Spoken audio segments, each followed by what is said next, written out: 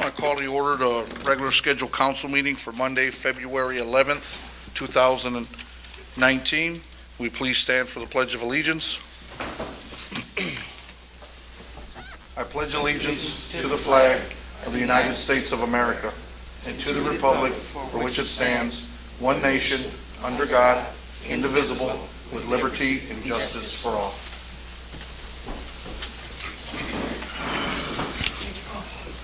Madam Clerk, roll call, please.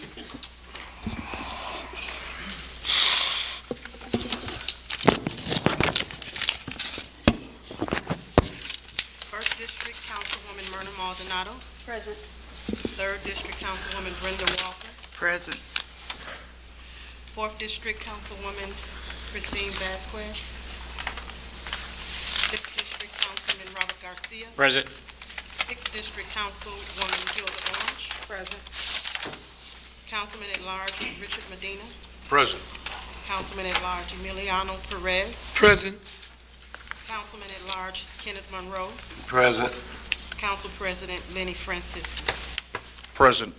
Madam Clerk, for the record, I did get a call from Councilwoman Vasquez. She is under the weather this evening.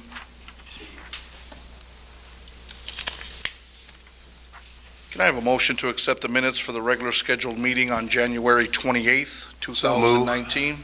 So moved. Second, Mr. President. Motion was made by Councilman Monroe, seconded by Councilman Garcia. Any questions on the motion?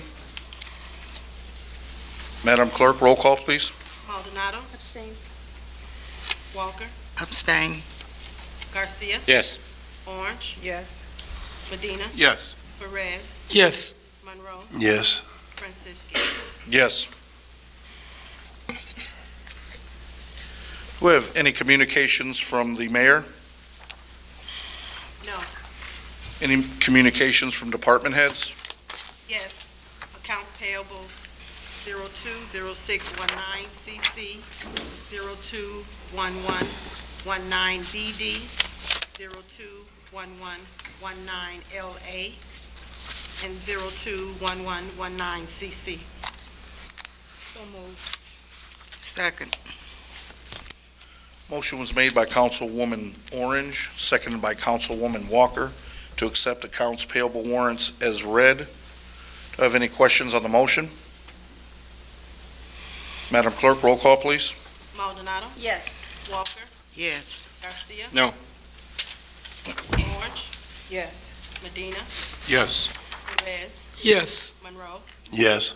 Francisco. Yes. Payroll warrant bi-weekly 012519 and payroll warrant monthly 020119.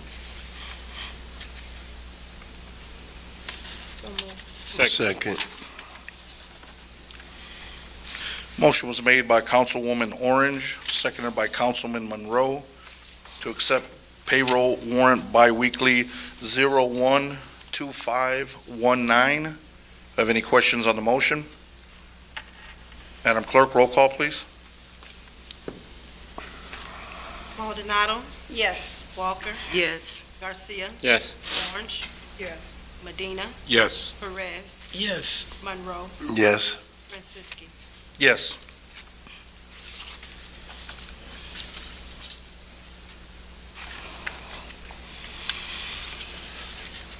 We have the next payroll warrant monthly, please. Payroll warrant monthly 020119. So moved, Mr. President. Second.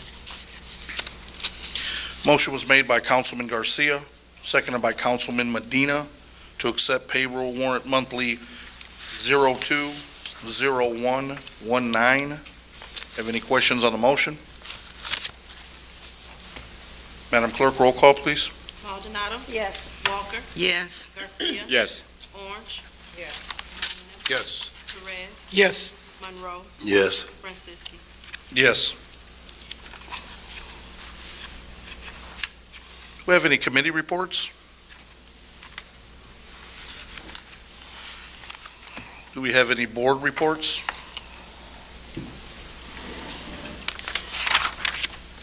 Madam Clerk, do we have any ordinances on first reading? There are no ordinances on first, second, or third reading.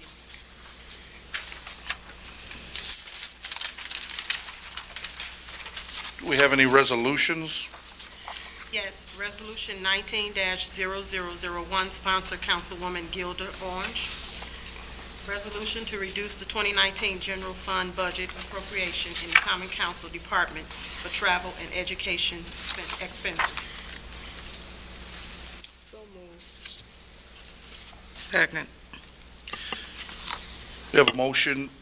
Motion was made by Councilwoman Orange, seconded by Councilwoman Walker. For Resolution 19-0001.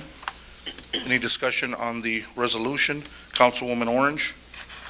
Mr. President and colleagues, I didn't bring this up during the budget time because I didn't want the budget to stall because of this action.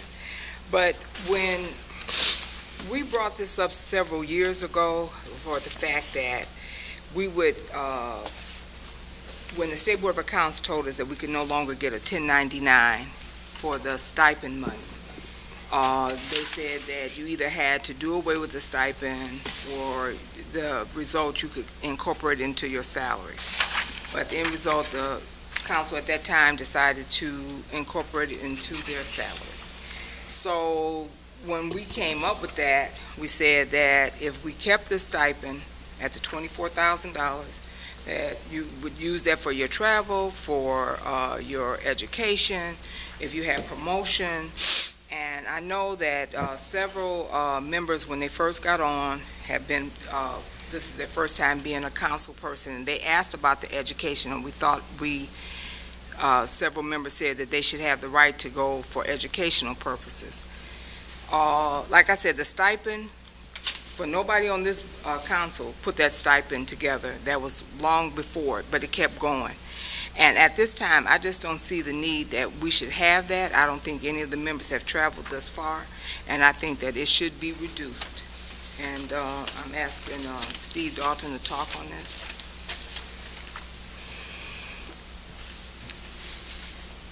Council members, Steve Dalton, Senator and Company, financial advisors. Councilwoman Orange asked us to draw up this resolution. Actually, I'll back up a little bit.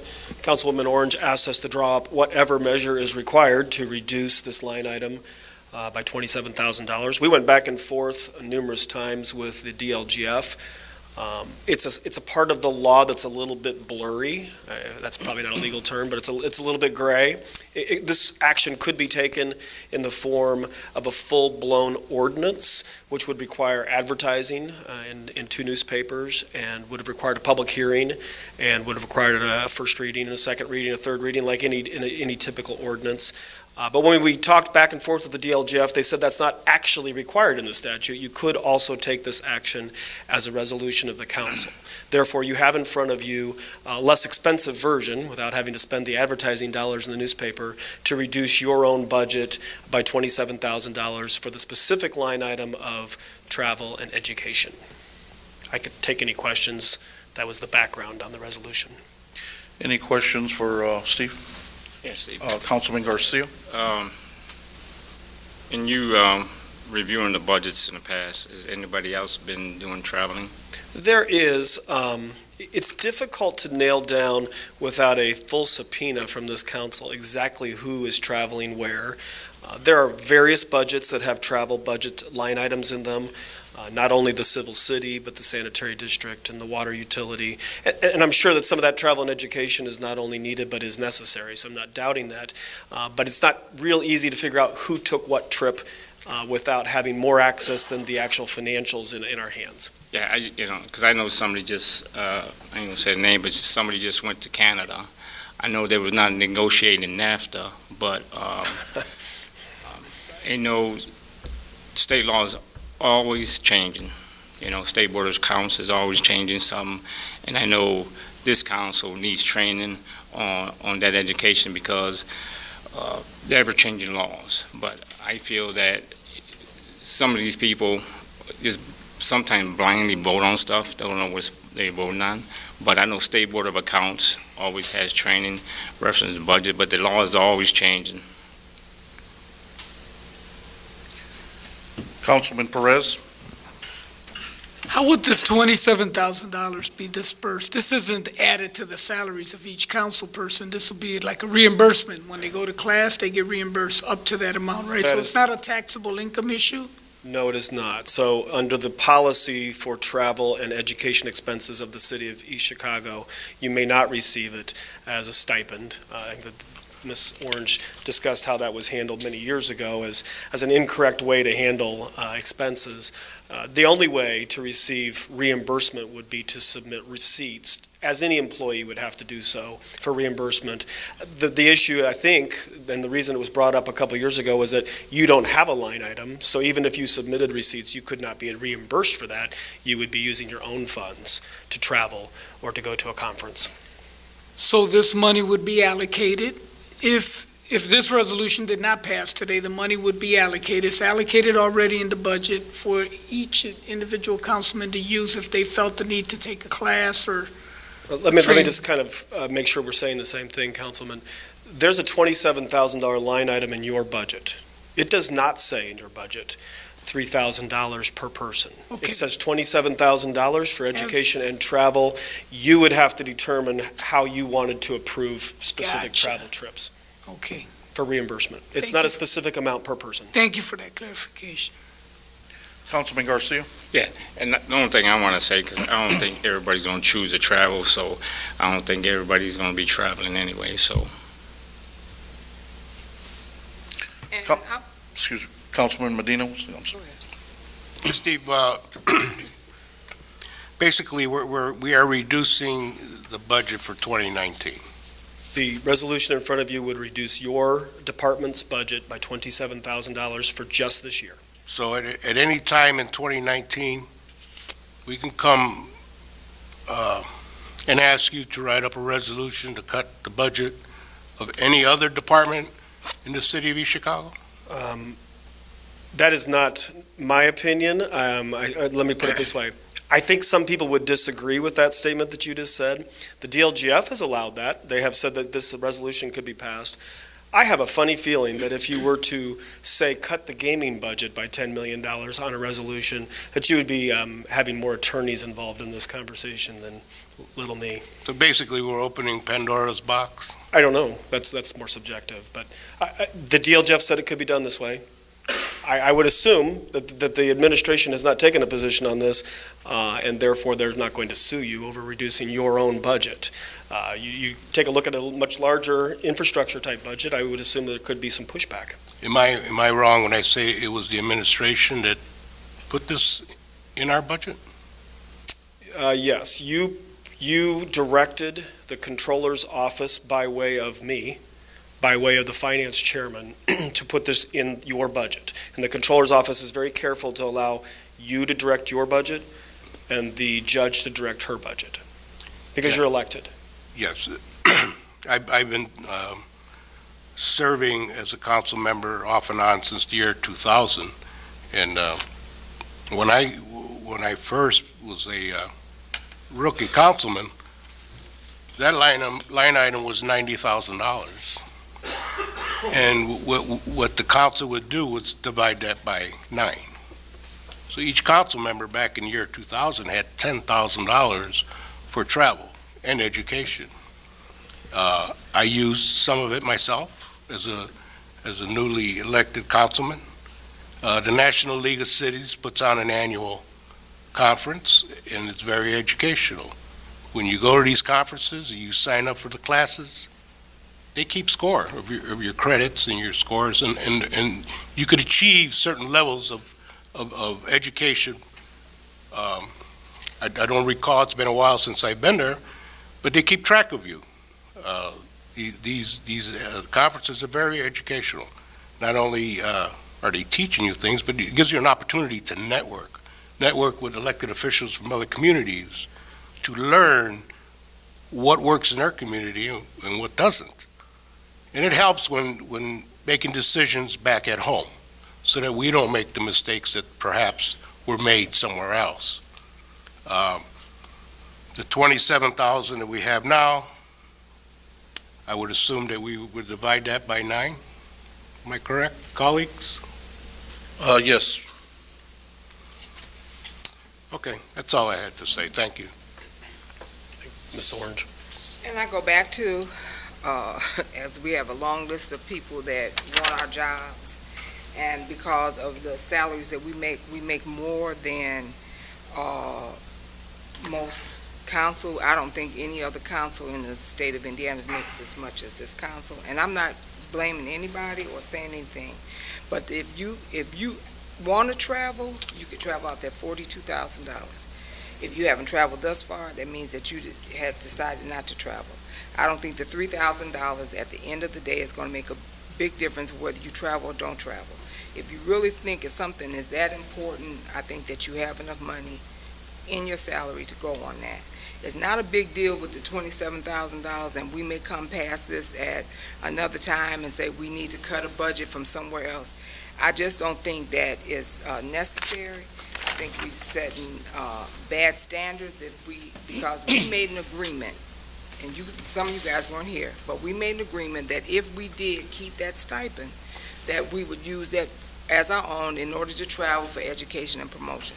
And even though some of you guys that weren't on there at that time, I just think that we should keep with that agreement. That's what we said when we talked to the State Board of Accounts, that's the way it would be. And they agreed, said you could go ahead and put it into your salary, and I think that's the way we should keep it. One more Councilman question, Perez. Steve. Yes, sir. So, just so, because I'm one of the newbies, just so I'm clear on this, the $3,000 that gets allocated, those that want to use it, those that don't want to use it, don't use it, Absolutely. right? And I think everybody is accountable to the public for what they do or don't do. And I wouldn't want to choose to determine whether someone should go to class or not and get educated, but I'll let them deal with that with the electorate. I would add this, Councilman. The budget doesn't say $3,000 per person. No, If you wanted to enact a self-regulating resolution, that might be in order if this resolution fails. But right now, there is no such thing as $3,000 per person. It's a $27,000 line item. I think the point I was trying to make is that I'm not going to be forced to raise upon myself if I didn't support this. True. Nobody's getting a check for $3,000. No one's getting a check, no one's getting a raise. It's just, we're allotting money for travel and education. As many departments of many entities do so. And I think that we've all agreed that there's probably some value in education. I think that the subjective decision you have in front of you from a policymaker standpoint is, should you pay for it from your own pocket, or should it be a city expense because it's of value to your position? That's really the decision in front of you. I got a question, Steve. Yes, sir. Councilman Monroe. Are the other departments paying for their travel out of their pocket? Absolutely not. I know of no employee who has paid for travel from their own pocket unless they took a trip that was unauthorized or not approved and they couldn't get reimbursed. But I don't know of a city policy that says that you take the trips on your own. So as you know, no one. I do not know of anybody. Any other questions? Councilwoman Orange. And then Councilman Monroe, I just want to say that if indeed they were given another $24,000 extra, because that's what it was. Our salary, our base salary for the council was like $18,000. We then gained $24,000 from that stipend. And that was a big jump from what we were getting. And at that time, we were getting, and just like Councilman Medina said, that, you were able to get a per diem per day, $100. You didn't even have to bring a receipt. When I first got on here, they didn't even bring receipts. They just got the per diem and they went on. And if we were still at the $18,000, I said, yeah, okay, out of that, they would need that money to be able to travel and for education.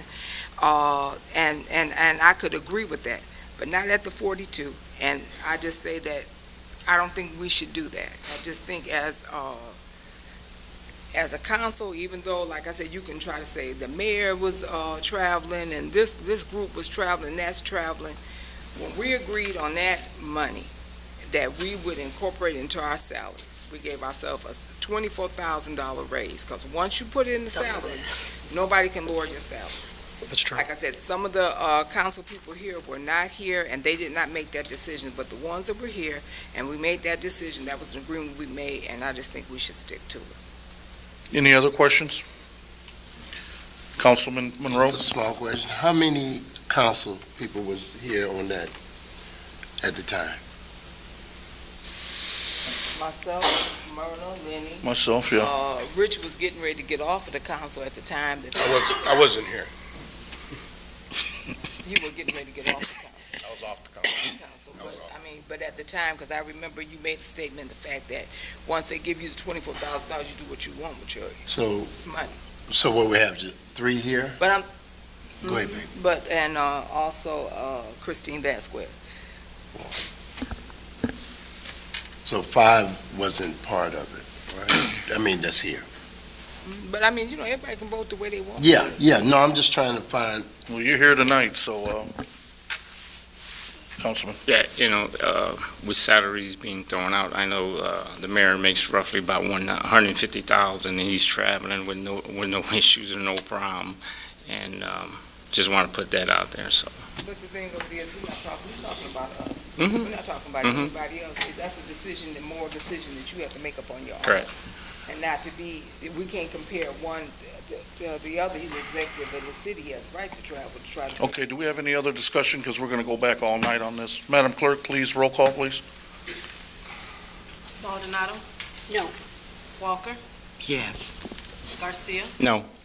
Orange? Yes. Medina? No. Perez? No. Monroe? no. Franceschi? No.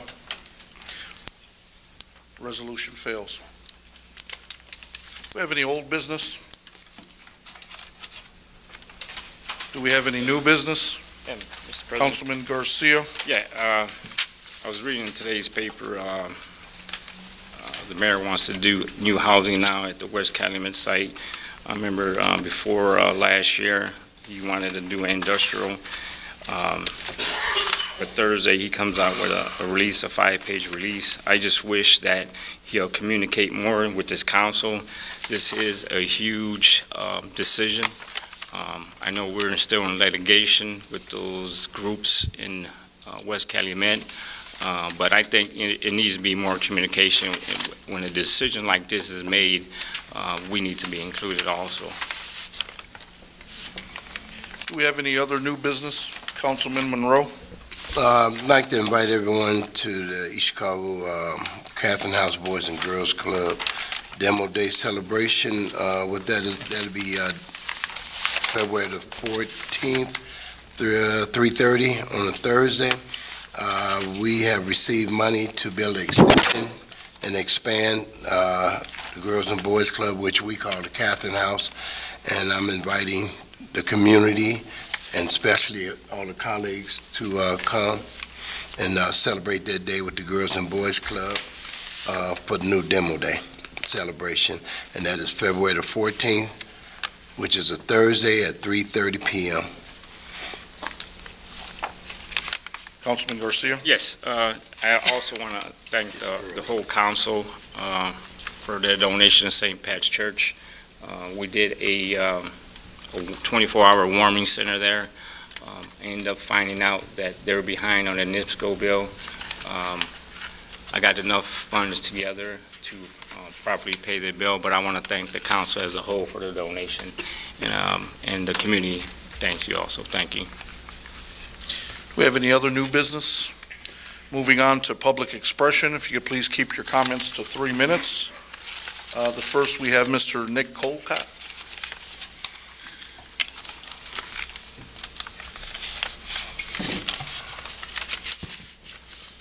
I'll try and keep this under 3.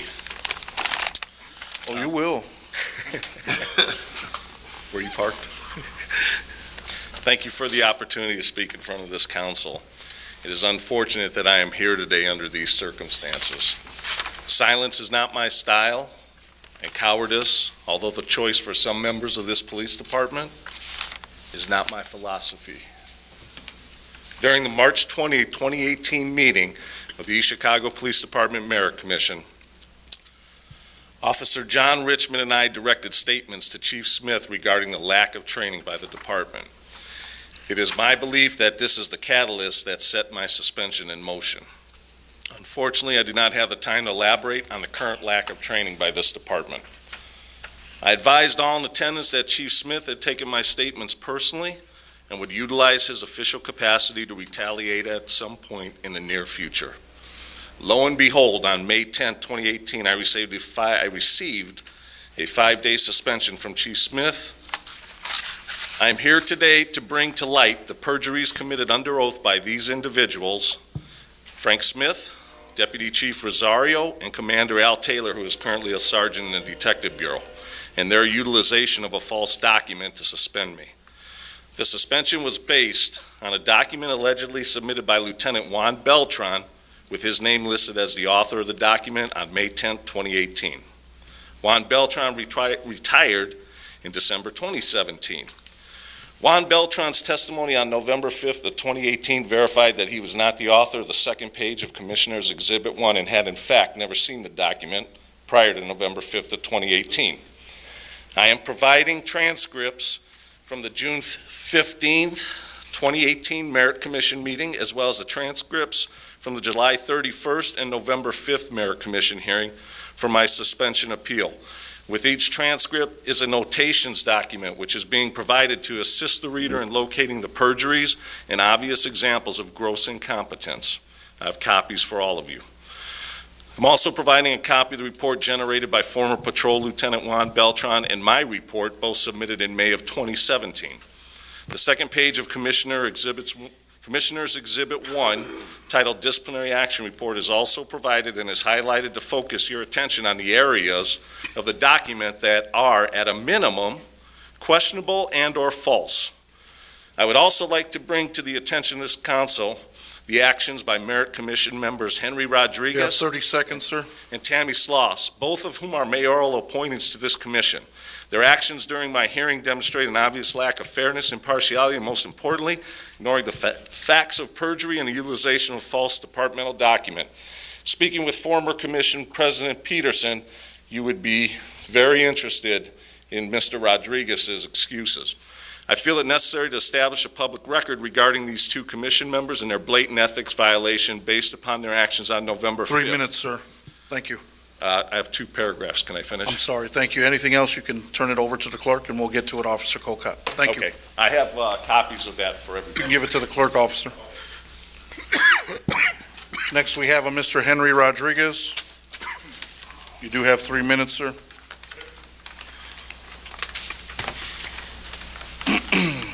Henry Rodriguez. Concerning ordinance that was just or the resolution that was just that failed today, I want to put out a little information. All right, this is salary ordinance for elected officials from 2009-2010.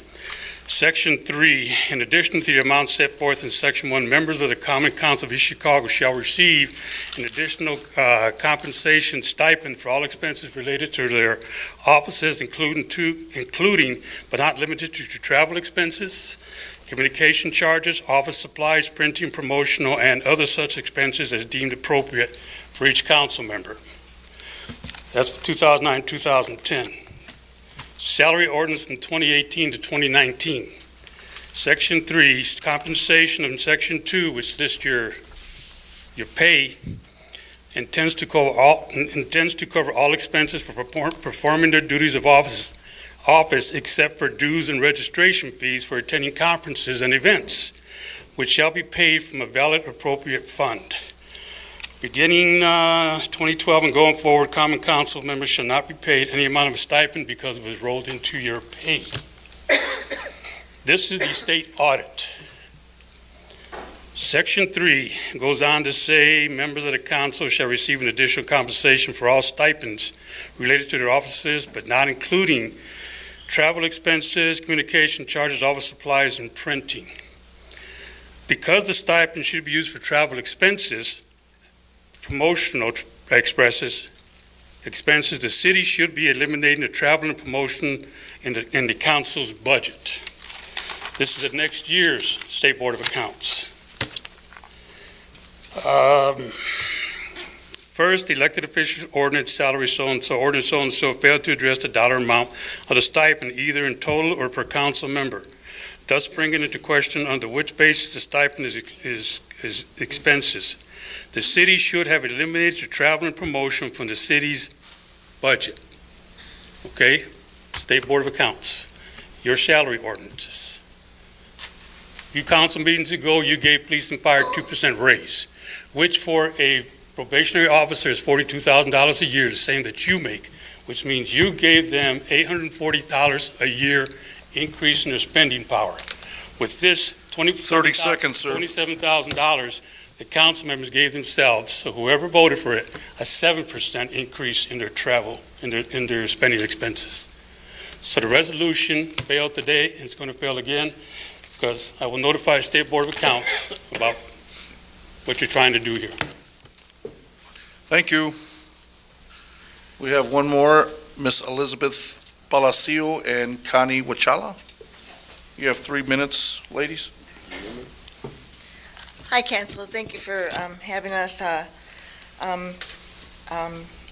Members of the East Chicago Common Council, we are members of an environmental group called 350 Indiana Calumet, and we're asking for your help. The trains run their diesel engines for hours, even days, in the neighborhood next to the rail yard where I live. We know that. Diesel exhaust is toxic and especially dangerous to children and the elderly. The East Chicago Central athletic fields are next to the rail yard. Student athletes who use the fields for practice endangering their health if trains are idling, and they idled there last week. Diesel exhaust causes irritation in the eyes and the throat, headaches and nausea, which residents in the neighborhood told us they suffer from. Diesel exhaust can cause heart disease and even lung cancer. Diesel exhaust adds to the pollution of the air and the land and contributes to the warming of the planet. One of the railways, Canadian National, that runs that way back there, says it's on the website that has been named the leader in environmental performance for acting on climate change. How is it possible that it can be a leader if it leaves its trains idling and poisoning our neighborhood and our atmosphere? Canadian National also writes on its website that over half of its locomotives are equipped with Smart Start technology, an automatic system that reduces the need for idling. Not only does the system have the railway money, but it not only does the system save the railway money, but it reduces air pollution. We ask the council to require the railroad and companies install the technology in all its locomotives that use the East Chicago Rail Yard. If equipping all the locomotives with Smart Start technology isn't possible, then require them to move away from the area of the residents in the high school if they must idle. Thank you. Yes. We hope you can Help us out.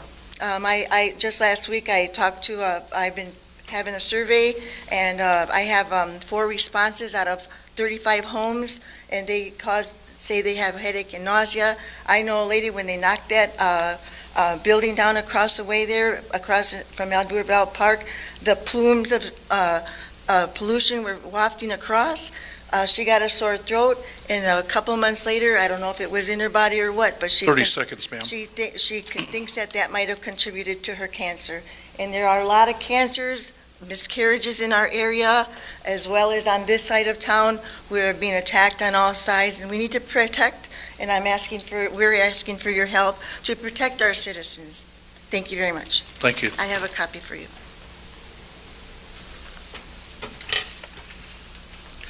We have a motion to adjourn, please. Second. Motion was made by Councilman Garcia, seconded by Councilman Medina. Madam Clerk, roll call, please. Yes. Orange. Medina. Perez. Yes. Monroe. Yes. Franceschi. Yes, good night.